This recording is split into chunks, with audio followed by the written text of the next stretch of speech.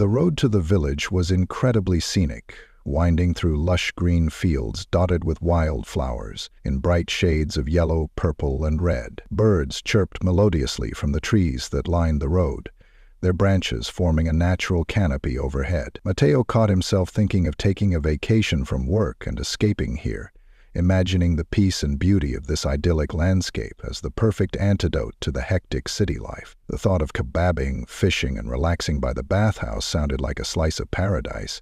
However, escaping the routine of city life proved difficult.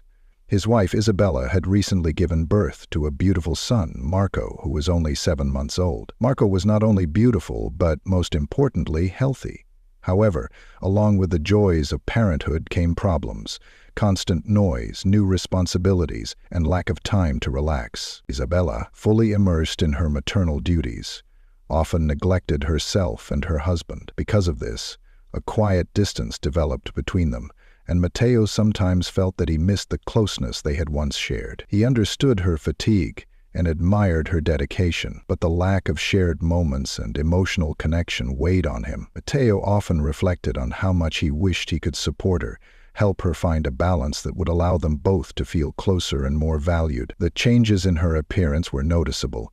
She had gained weight and looked perpetually tired, but Matteo was prepared for these difficulties, for he had long dreamed of having a child. The moment he took Marco in his arms for the first time, his heart was filled with unconditional love. Sleepless nights and extra responsibilities were just part of the journey, and Matteo accepted them, even if it meant sacrificing his own comfort and hobbies. Today, Matteo was on his way to visit his mother-in-law, Signora Bianca, a woman of remarkable character and strength. Despite the stereotypes, Matteo had a wonderful relationship with her. Resourceful, physically strong, and kind-hearted, Matteo was the perfect son-in-law, which did not escape Bianca's attention. Matteo usually visited Isabella, but today she preferred to stay home with Marco. Bianca needed help around the house, and Matteo gladly agreed to help. He also looked forward to her company, as their conversations always enriched him and gave him insight. Bianca was a lively and warm woman who knew how to make everyone feel at home.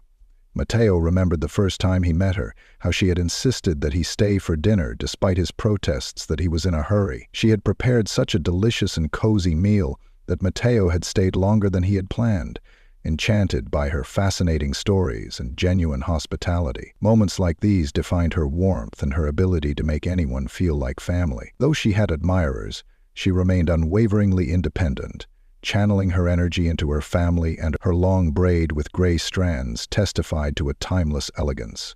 Her blue eyes, crinkled at the corners from frequent smiles, radiated warmth and kindness. Matteo often thought that Isabella had inherited her mother's gentle beauty and strength, qualities he deeply admired. When Matteo arrived, Bianca greeted him with her characteristic smile and a warm hug. "Matteo, I'm so happy to see you!" she exclaimed, and led him to a table laden with viands. They spent several hours talking, first about Marco and Isabella, but soon their conversation turned to a variety of topics. Matteo always found Bianca's stories fascinating, full of wit and wisdom. Time seemed to fly by as they laughed and shared anecdotes. Bianca's stories often drew lessons from her past, and Matteo couldn't help but feel in awe of her resilience and optimism. Later that afternoon, they went to the vegetable garden.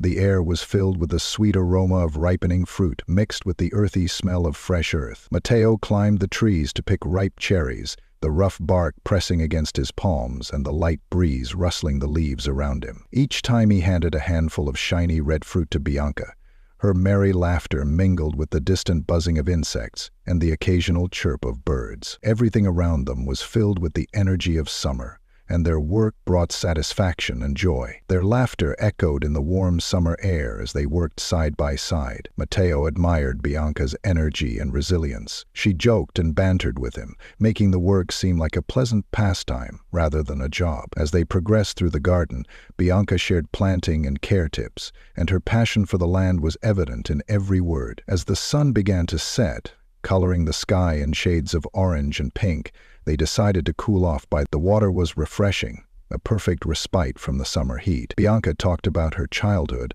and Matteo listened intently, finding her stories both fascinating and inspiring. She talked about the festivals by the river, and the simple joys of village life, reminding Matteo of the importance of living in the moment. By the time they returned to the house, night had fallen. The crickets chirped their soothing melody, and a soft breeze rustled through the trees. Matteo felt a deep sense of gratitude for this day, for the simplicity of life in the village, the warmth of family bonds, and the joy of meaningful connections. It was a day he would cherish as a reminder of the beauty of life's simple joys. He resolved to bring Isabella and Marco here more often, envisioning his son growing up with fond memories of this idyllic place. Matteo knew that such moments are the threads that make up a happy life.